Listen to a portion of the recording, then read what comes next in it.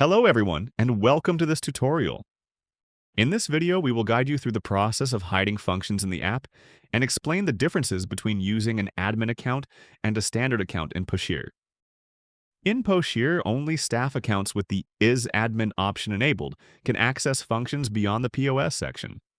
This means that only accounts with admin privileges can log in to these functions. For example, go to the Catalogue section, select an account with admin privileges, and enter the password to access the function.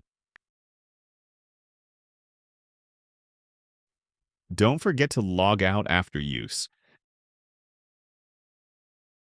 As an owner, you may want to hide functions other than POS from your staff.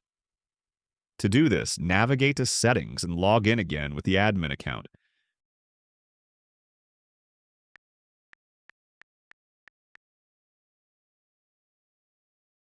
Scroll down to the POS panel, then scroll up to the Hide Functions section on this iPad. Here, you can toggle the switch next to each function to enable or disable it. For instance, let's hide the Report, Catalog, and Help sections from your staff, then restart the app.